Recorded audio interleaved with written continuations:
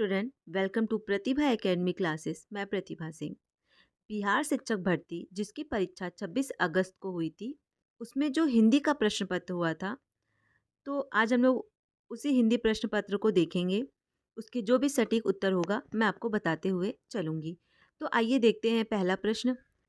प्रपद्यवाद के अंतर्गत इनमें से किस रचनाकार का नाम शामिल नहीं है?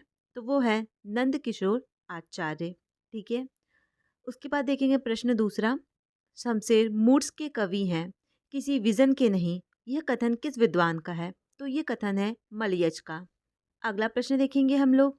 इनमें से कौन छायावादी कवि अपने रचना काल के अंतिम दौर में प्रकृतिवाद के भौतिक दर्शन के साथ साथ अरविंद दर्शन से प्रभावित हुआ?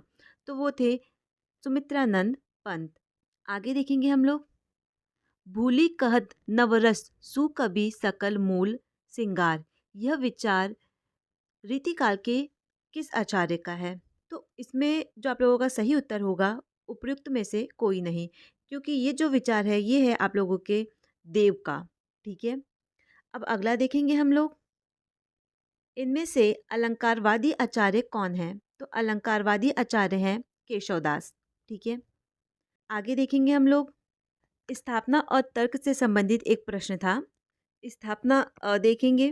पाश्चात्य समीक्षा शास्त्र से परिचित होने के बाद हिंदी आलोचना का स्वरूप बदलता है।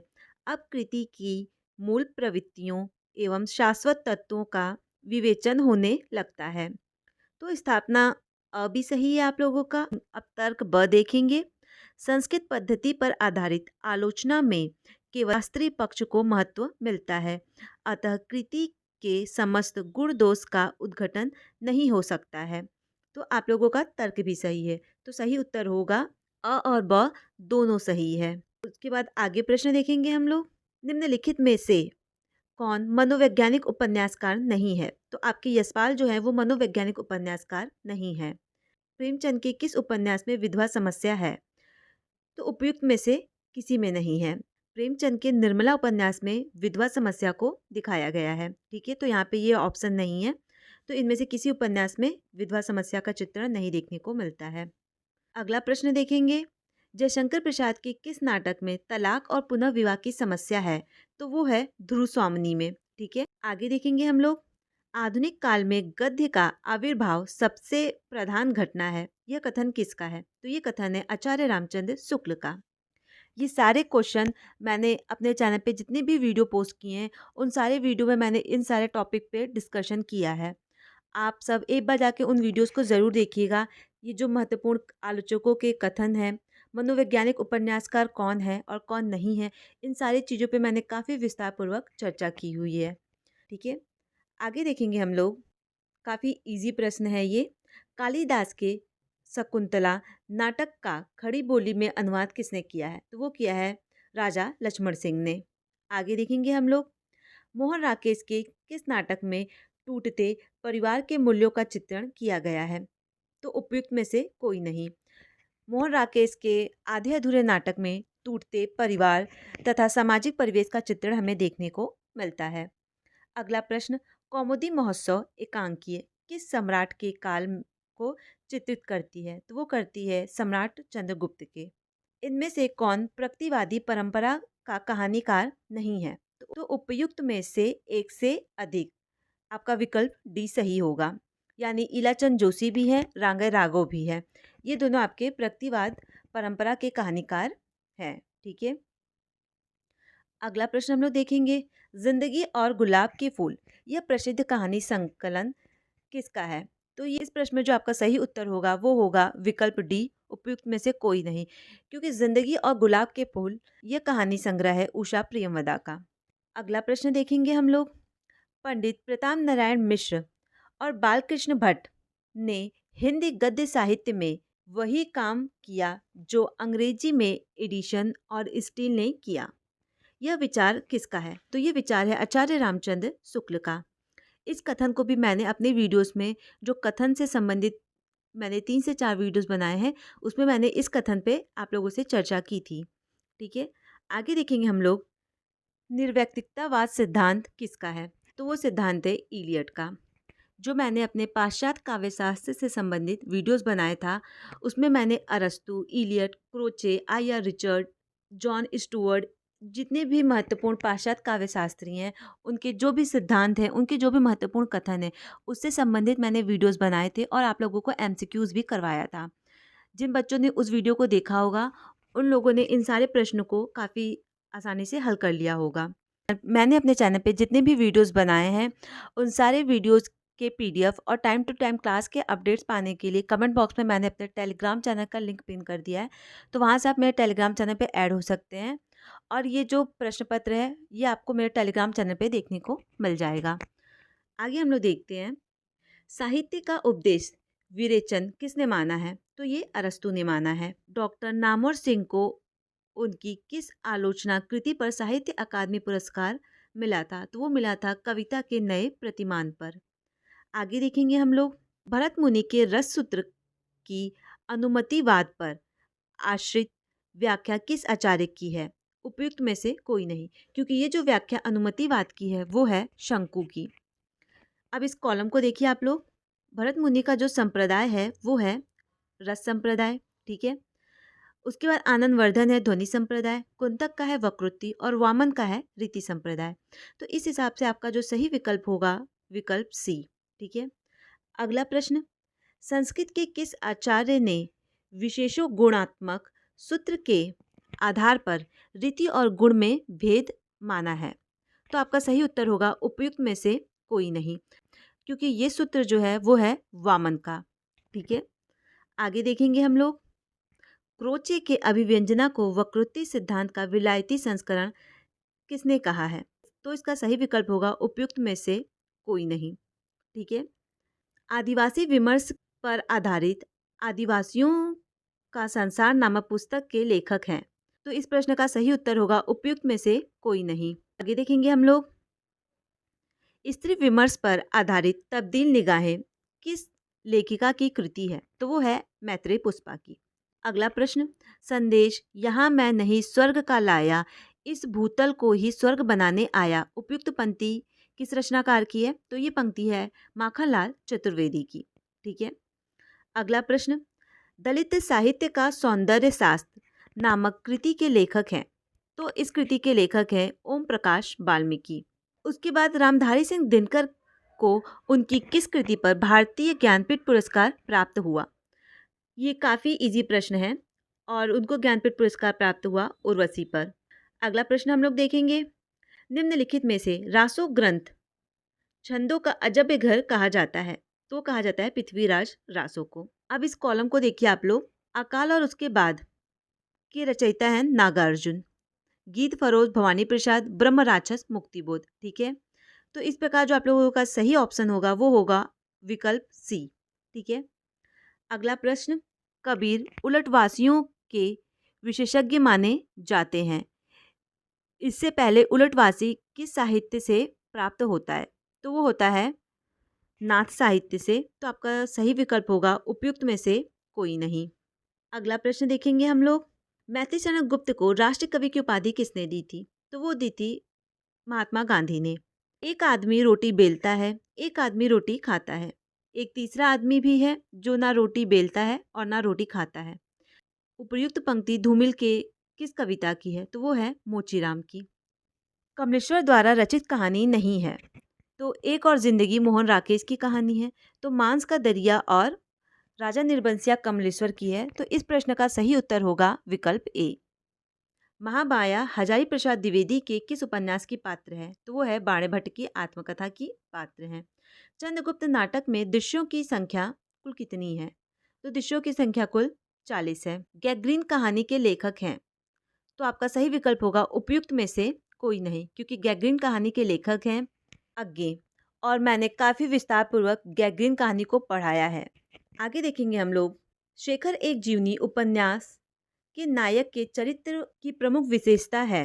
उपयुक्त में से एक से अधिक, क्योंकि जो शेखर है वो विनम्र स्वभाव का है, उदारता भी है उसके अंदर और भावुकता भी है। आगे देखेंगे, बहुत कम कहानी लिखकर भी सर्वाधिक लोकप्रियता प्राप्त कहानीकार इनमें से कौन है? तो वो है आप लोगों के चंद्रधर शर्मा गुलेरी। जिनकी काफ़ी प्रसिद्ध कहानी है, उसने कहा था। ठीक है, आगे देखेंगे हम लोग प्रजातंत्र और लोकतंत्र के नाम पर हमारे चारों ओर फलने फूलने वाली राजनीति संस्कृति के प्रतिनिधि पात्र वैद्य जी किस उपन्यासकार की सृष्टि है? तो वो है राग दरबारी। ठीक है, तो जो वैद्य जी पात्र हैं वो हैं राग दरबारी उपन्यास के। तो सही विकल्प होगा उपयुक्त में से कोई नहीं।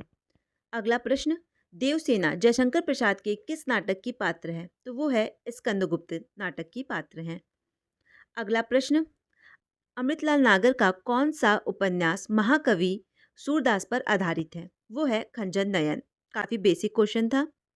उसके बाद लघु मानव की महत्ता को किसने प्रतिपादित किया है? तो वो किया है विजय देव नारायण शाही। आगे देखिए, जिसे संसार दुख कहता है वही कवि के लिए सुख है। धन और ऐश्वर्य, रूप और बल, विद्या और बुद्धि, ये विभूषित चाहे संसार को कितना ही मोहित कर ले, कवि के लिए यहाँ जरा भी आकर्षण नहीं है। यह कथन गोदान के किस पात्र का है? तो ये कथन है मेहता जी का। ठीक है, इनमें से किस लेखक के निबंध ललित निबंध विधान के प्रस्थान बिंदु बने? तो वो बने हैं विद्याश्री निवास दास के। अगला प्रश्न देखेंगे हम लोग। अब पैराग्राफ से संबंधित 5 प्रश्न पूछे गए थे। मैं पूरा पैराग्राफ पढ़ूंगी नहीं, जो भी इसके सही उत्तर होंगे वो मैं आप लोगों को एक बार बताते हुए चलती हूँ। उपयुक्त गद्यांश का सर्वाधिक उपयुक्त शीर्षक क्या होगा? वो होगा भाषा का महत्व। अभिव्यक्ति शब्द का अर्थ है प्रकट करना। ठीक है, अगला प्रश्न देखेंगे। प्रकट का विलोम शब्द है गुप्त। ठीक है, नदी का पर्यायवाची शब्द नहीं है, तो वो नहीं है इला, क्योंकि इला जो है वो पृथ्वी का पर्यायवाची है। ठीक है, आगे देखेंगे जो गद्य दिया गया था जिसको पढ़ के आप लोगों को उत्तर बताना था, उस गद्यांश का आशय क्या है? उपयुक्त में से एक से अधिक, यानी भाषा की समानता मनुष्य को निकटता लाती है। साहित्य एवं संगीत राष्ट्र का निर्माण करते हैं। राष्ट्रीयता भाषा का विकास करती है। अगला प्रश्न देखेंगे हम लोग। गुणवाचक विश्लेषण नहीं है, तो इस प्रश्न का सही उत्तर होगा चौगुना। मैंने रमेश को मारा था वाक्य में भूतकाल का कौन सा भेद है? तो वह है पूर्ण भूतकाल। अगला प्रश्न, एक आंख से देखना मुहारे का अर्थ है बराबर मानना। मनोज पुस्तक पढ़ता है वाक्य में वाच्य है कृतवाच्य। अगला प्रश्न, किस शब्द में दीर्घ स्वर संधि नहीं है? तो वो है पितृण। द्वंद्व समाज का उदाहरण है, तो द्वंद्व समाज का जो सही उदाहरण है वो है भूख प्यास। तो सही विकल्प होगा आपका विकल्प सी। आगे देखेंगे, शुद्ध वर्तनी है, तो शुद्ध वर्तनी है पैतृक। वाग्य जल का संधि विच्छेद होगा वाक्धन जल। ठीक है, तो विकल्प सी सही होगा। अगला प्रश्न, चट मंगनी पटव्या लोकोक्ति का अर्थ क्या है? तो इस लोकोक्ति का अर्थ है तत्काल कार्य होना।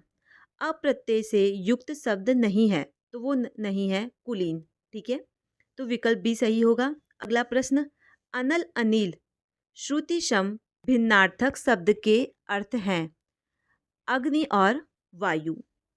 अशुद्ध वाक्य है मैं प्रातःकाल के समय घूमने जाता हूँ, तो विकल्प सी सही होगा। आगे देखेंगे हम लोग प्रश्न, अस्पताल में मरीज की मृत्यु हो जाने के बाद जब डॉक्टर इलाज के लिए आया, लोगों ने कहा रिक्त स्थान की पूर्ति के लिए उपयुक्त लोकोक्ति होगी। लोगों ने कहा कि का वर्षा जब कृषि सुखानी, तो सही विकल्प होगा विकल्प ए। राजभाषा आयोग के प्रथम अध्यक्ष कौन है? तो वो है आप लोगों के बीजी खेर।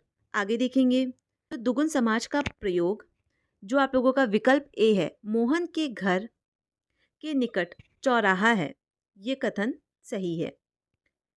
अगला प्रश्न, निम्नलिखित में से कौन सी बोली पश्चिमी हिंदी की नहीं है?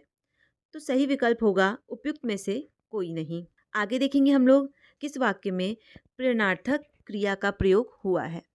तो वो हुआ है विकल्प सी, पिता पुत्र से पत्र लिखवाता है। अगला प्रश्न, राजस्थानी भाषा का उद्भव अपभ्रंश के किस क्षेत्रीय रूप से हुआ है? तो वो हुआ है सौरसेनी अपभ्रंश से। निम्नलिखित में से कौन सा क्षेत्र खड़ी बोली का नहीं है? तो उपयुक्त में से कोई नहीं है। ठीक है, अगला प्रश्न देखेंगे हम लोग। निम्नलिखित बोलियों को उनके क्षेत्र के साथ सुमेलित कीजिए, सही कूट का चयन कीजिए। जो अवधी भाषा है वो आप लोगों की इलाहाबाद में बोली जाती है, बुंदेली झांसी में बोली जाती है, छत्तीसगढ़ी बिलासपुर क्षेत्र की बोली है और ब्रज भाषा मथुरा की बोली है। तो इस प्रश्न का जो आप लोगों का सही विकल्प होगा वो होगा उपयुक्त में से कोई नहीं, क्योंकि ये चारों विकल्प मैच नहीं कर रहे थे। अगला प्रश्न देखेंगे। हिंदी भाषा के विकास के लिए विशेष निदेशन भाषा के संविधान के किस अनुच्छेद में है? तो वो है अनुच्छेद 351 में। ठीक है, तो विकल्प ए सही होगा आप लोगों का। अगला प्रश्न देखेंगे। अब तक की जानकारी के अनुसार हिंदी भाषा में हिंदी साहित्य के इतिहास लेखन का सबसे पहला प्रयास किस विद्वान ने किया था? तो वो किया था शिव सिंह सेगर ने। जब मैंने आप लोगों को आचार्य रामचंद्र शुक्ल की पुस्तक पढ़ाई थी और हिंदी साहित्य के इतिहास से संबंधित जो महत्वपूर्ण बहुविकल्पी प्रश्न कराए थे, तो उसमें मैंने इस प्रश्न पर आप लोगों से काफ़ी विस्तारपूर्वक चर्चा की थी। अगला प्रश्न देखेंगे। चित्तवृत्तियों की परंपरा को परखते हुए साहित्य परंपरा के साथ सामंजस्य दिखाना ही साहित्य का इतिहास कहलाता है। यह विचार किस विद्वान का है? तो ये विचार है आचार्य रामचंद्र शुक्ल का। ठीक है, अगला प्रश्न। मिश्र बंधु द्वारा हिंदी नवरत्न में इनमें से कौन से कवि को स्थान नहीं मिला है? तो वो नहीं मिला है मलिक मोहम्मद जैसी को। अगला प्रश्न। पंडित विश्वनाथ प्रसाद मिश्र ने उत्तर मध्यकाल को किस नाम से अभिहित किया था? तो विश्वनाथ प्रसाद मिश्र ने उत्तर मध्यकाल को रीतिकाल नाम से अभिहित किया था। आगे देखेंगे हम लोग। भारतीय पत्रकारिता का पितामह किसे कहा जाता है? तो वो कहा जाता है गणेश शंकर विद्यार्थी को। अब आप इस कूट को देखिए, इसे मिलाना है। वैशिष्ट दैत्यवाद, इसके प्रवर्तक हैं रामानुजाचार्य। शुद्ध दैत्यवाद, इसके प्रवर्तक हैं वल्लभाचार्य। अद्वैतवाद शंकराचार्य और द्वैताद्वैतवाद निम्बार्काचार्य। आप लोगों का सही जो विकल्प होगा वो होगा उपयुक्त में से कोई नहीं, क्योंकि ये पूरे विकल्प मैच नहीं कर रहे हैं। अब अगला प्रश्न देखिए। तात्पर्य यह है कि छायावाद जिस आकांक्षा का परिणाम था, उसका लक्ष्य केवल अभिव्यंजना की रोचक प्रणाली का विकास था। छायावाद के संबंध में यह विचार किस विद्वान का है? तो यह विचार है आचार्य रामचंद्र शुक्ल का। तो विकल्प बी सही होगा। अगला देखेंगे हम लोग। इनमें से किस जैन कवि को अपभ्रंश का वाल्मीकि कहा जाता है? तो वो कहा जाता है स्वयंभू को। प्रकृतिवाद केवल साम्यवाद मार्ग को ही अपनाने के लिए विवश है, जबकि प्रगतिशील किसी भी वाद विशेष से अबद्ध नहीं होता। यह विचार किस विद्वान का है? तो यह विचार है डॉक्टर नामवर सिंह का। तो आपका विकल्प ए सही होगा। तो इस प्रकार इस प्रश्न पत्र में हिंदी साहित्य के जितने भी प्रश्न थे उनके सही उत्तर मैंने आप लोगों को बता दिया है। किसी भी प्रश्न में कोई भी डाउट होता है तो आप मुझे कमेंट कर सकते हैं, और ये प्रश्न पत्र आपको मेरे टेलीग्राम चैनल पे देखने को मिल जाएगा, जिसका लिंक मैंने कमेंट बॉक्स में पिन कर दिया है। Thank you.